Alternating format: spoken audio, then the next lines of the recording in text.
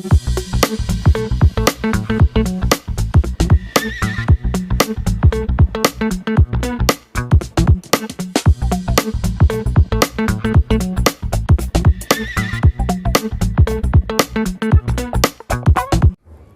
assalamualaikum warahmatullahi wabarakatuh, sobat sekalian, bertemu kembali di channel TMC Blog. Dan di video kali ini kita akan menghadirkan salah satu update yang terjadi di dunia otomotif sepeda motor, yaitu baru-baru aja Honda di Jepang itu baru aja merilis ya, atau mengumumkan sih pada dasarnya facelift atau update dari Honda CBR 250RR yang terbaru model year 2021.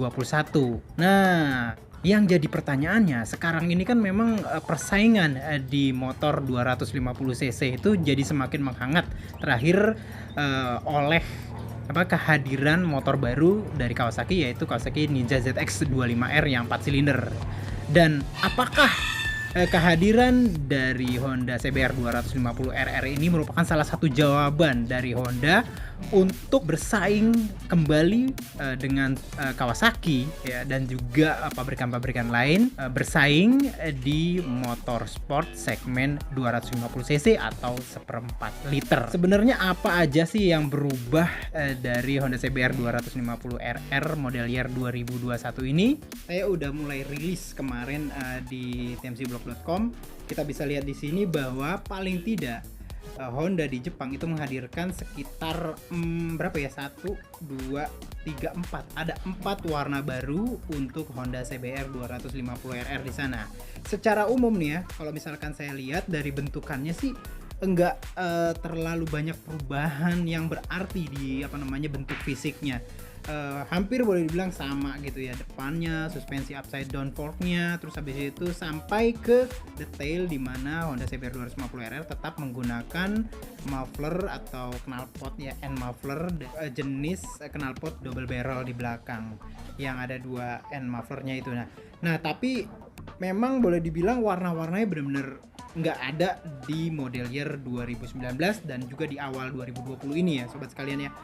Seperti kita lihat misalkan warna putih ini kayak misalkan di Indonesia juga belum pernah gitu ya. Boleh bilang kalau menurut saya sih warnanya tuh cukup keren sih ya. Kalau kita lihat di sini, lihat saya gedein dikit, dan memang putih dicampur dengan frame berwarna merah dan beberapa spot-spot berwarna merah ini boleh dibilang oke. Dan ini tuh putihnya beda dengan putih yang di Jepang di tahun 2019 di mana daerah daerah grafisnya itu berbeda dengan tulisan RR berwarna kayak grey kayak gitu. Lalu yang kedua itu menggunakan kayak warna hitam apa merah nih ya, merah sepertinya pada dasarnya. Base warnanya merah, rada lebih merahnya kayak warna merah marun, warna merah darah gitu ya, gelap merah tua. Namun di bagian tangkinya itu menggunakan warna hitam, hitam dop begitu. Terus habis itu di daerah front cowl-nya juga menggunakan frame warna hitam juga, dan ya engine-nya warna hitam gitu ya. Lalu yang ketiga itu kita bisa lihat di sini dia tuh menggunakan kayak warna hitam. Base-nya ini benar-benar warna hitam, semuanya hitam dari depan sampai belakang, hanya menggunakan beberapa detail grafis yang menggunakan kayak detail warna merah kecil, kayak misalkan kayak ada di bagian side fairing, di bawah undercowl, dan juga beberapa grafis termasuk logo Hondanya yang ada di tangki itu di warna merah. Dan yang ketiga itu yang keempat adalah, ini warnanya keren juga nih sob. Ini adalah red, white, blue, warna dari, boleh dibilang ini warna corporate-nya dari Honda Racing kayak gitu, dan Honda pada umumnya menggunakan base umumnya berwarna merah, agak sedikit merah berbeda merahnya dengan merah-merah sebelumnya, dia lebih terang. Lalu ada sedikit stripe warna putih dan warna biru, dan warna-warna ini juga yang bisa kita temui di 2019 di Jepang ya, walaupun di Indonesia juga belum hadir. Dan warna ini juga yang bisa kita ketemui misalkan juga di CBR 1000RR Fireblade yang baru juga seperti ini gitu ya. Ini sih saya berharap warna ini juga bisa hadir kalau nanti misalkan Honda CBR 250RR model year 2021 juga hadir di Indonesia. selain menggunakan warna RWB untuk warna fairingnya gitu ya, frame-nya untuk yang versi warna red white blue ini dia menggunakan frame dengan warna silver gitu sob ya. Namun sobat sekalian, patut diperhatikan juga bahwa keempat warna yang hadir di Jepang ini menggunakan velg yang cukup keren kalau menurut saya, menggunakan velg warna gold ya, boleh dibilang ya, hampir semuanya boleh dibilang nggak ada perbedaan sama sekali untuk keempat warnanya, semuanya dikasih warna gold. Dan ini tuh kayaknya semuanya tuh sudah merupakan versi yang ABS ya, ABS dual channel depan belakang. Nah, jadi seperti itu penampakan fisiknya. Nah, namun di luar penampakan fisik, Honda boleh dibilang cukup signifikan merubah dari mesinnya sob ya. Walaupun secara kita lihat dari luar itu engine atau mesin dari Honda CBR 250RR model year 2021 itu tidak banyak berubah bila dibandingkan dengan model year yang sebelumnya 2019 atau 2020. Namun yang cukup bikin kaget adalah di Jepang itu yang CBR 250RR yang diumumkan itu powernya naik sob gitu ya.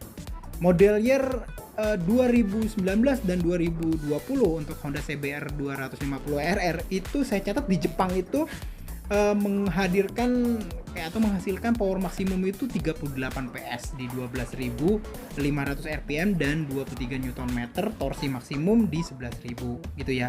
Sementara untuk versi Indonesianya lebih tinggi, yaitu waktu itu 38,7 PS di 12.500 RPM dan juga 23,3 Nm di 11.000 RPM.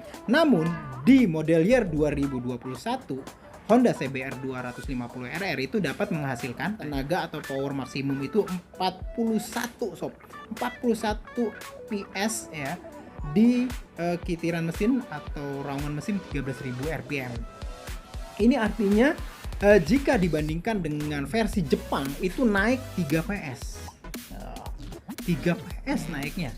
Jauh banget nih ya. Terus habis itu torsi maksimum yang dihasilkan itu 25 Nm di kitiran mesin yang sama di 11.000 RPM. Awalnya saya memperkirakan Honda hanya menaikkan RPM doang dari 12.500 ke 13.000 RPM sehingga naik 3 PS, tapi kayaknya nggak mungkin.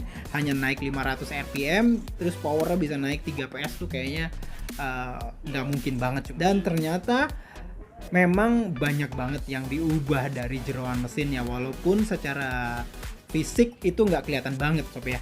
Kayak misalkan yang pertama itu bentuk pistonnya ya, bentuk pistonnya baru sob. Jadi walaupun kelihatan kayak sama, itu baru. Dan ini pun ada hubungannya dengan kenaikan kompresi mesin dari 11, berapa banding 1 ke 12 minimal ya. Biasanya itu dia tuh akan menghadirkan piston lebih jendong, maka secara umum logikanya kompresi akan naik gitu ya. Oleh sebab itu logis naik dari 11, sekian berapa lalu menjadi sekitar 12.1. Dan menurut saya ini salah satu kuncinya. Namun selain itu ada juga yang berubah, kayak misalkan ada sedikit perlakuan, kayak misalkan ada tambahan timah di bagian ring pistonnya.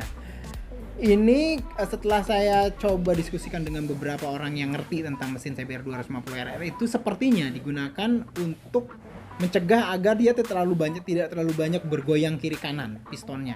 Emang kecil banget kelihatan bergoyang kiri kanan sehingga dia tuh lebih ajak dan lebih balance pada saat melakukan pergerakan piston naik dan turun.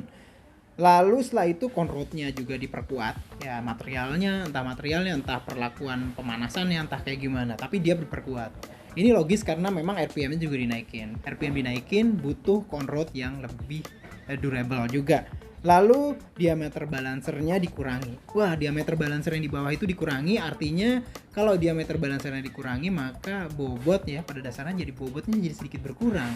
Kalau bobot dari balancer juga berkurang, ini akan menyebabkan perputaran dari balancer shaft atau di crankshaftnya itu akan lebih tinggi, dan ini juga secara langsung juga akan menunjang bagaimana mesin ini meraung lebih tinggi. Lalu pegas klep atau valve springnya juga baru nih sob.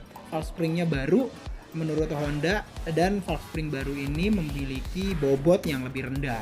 Jadi kalau misalkan bobot dari valve spring itu lebih rendah, maka dia naik turunnya juga akan jadi lebih tinggi. Dan ini juga berhubungan juga dengan RPM yang juga dikaya lebih tinggi. Lalu apalagi ada notch atau sekitar atau takik atau ruang kecil gitu ya di bawah silinder komnya. Jadi kalau ini kan head cylinder, lalu ada silinder, lalu di bawah ada crank ya, di bagian crank. Nah, bagian tengahnya itu di bagian bawah ada takik. Pertanyaannya, dengan semuanya ini plug and play nggak ya di Honda CBR 250RR yang lama? Saya nggak tahu ya. Kayak misalkan antara silinder kom dengan bagian crank yang bawah itu kan ada takik. Apakah itu kompatibel gitu ya? Apa jangan-jangan juga butuh crankcase bawahnya juga yang baru? Saya juga nggak tahu. Lalu Honda juga bilang bahwa throttle by wire-nya secara elektronik dibuat lebih akurat. Setelah itu ada perubahan juga di suspensi depan yang tetap menggunakan model SFF atau Spirit Function Fork-nya dari Showa. Itu hanya dikasih setup rebound damping yang lebih lebih baik. Lalu setelah itu, nah ini yang menarik, di 2021 juga hadir assist and sleeper clutch. Assist dan sleeper clutch itu mempermudah load atau memperingan load atau beban kerjaan dari kopling itu sendiri. Namun nggak hanya sampai di situ aja, nggak sampai di assist and sleeper clutch untuk daerah kopling atau transmisi. Honda juga menghadirkan salah satu teknologi juga yang boleh dibilang cukup happening saat ini, yaitu menghadirkan auto blipper. Nah, kan kata lain kayak misalkan quick shifter. Jadi dengan quick shifter atau auto blipper ini, Honda CBR 250RR 2021 itu tidak lagi kita tuh harus menggunakan kopling pada saat dia naik gear atau turun gear, atau upshift atau downshift. Cuman saya sampai saat ini belum mengetahui di mana batas aman untuk melakukan upshift dan downshift menggunakan quick shifter ini untuk Honda CBR 250RR. Jadi boleh dibilang itu keren banget sobat sekalian ya. Jadi secara umum dari luar tidak kelihatan beda, namun secara umum jeroannya ini beda banget gitu ya, beda banget. Dan di Jepang sendiri yang saya menarik adalah ini 41 PS ya, 41 PS. Jika kita lihat pada saat versi awal Honda CBR 250RR versi Jepang itu power maksimum itu lebih rendah sekitar 0,7 PS dan torsinya juga lebih rendah sekitar 0,3 Nm. Apakah pertanyaannya nanti versi Indonesia dari Honda CBR 250RR juga akan menghadirkan power yang sedikit lebih tinggi dibandingkan versi Jepang? Ya, kalau misalkan secara linear, ya apakah mungkin nanti powernya akan jadi 41,7 PS? 41,7 PS atau misalkan digenapin jadi 42 PS? Apakah torsi maksimum yang dihasilkan oleh crankshaftnya itu akan menghasilkan sekitar 23,3 Nm atau 23,5 Nm? Wah, kita belum tahu. Untuk itu kita tunggu aja kabar dari Astra Honda Motor untuk menghadirkan update dari Honda CBR 250RR tahun 2021. Itu aja, semoga informasi ini berguna bagi sobat sekalian. Jika sobat sekalian menyukai, silahkan like dan subscribe di youtube.com/tmcblog. Jangan lupa juga follow Instagram kami di @tmcblog. Sampai berjumpa di review dan vlog selanjutnya. Assalamualaikum warahmatullahi wabarakatuh.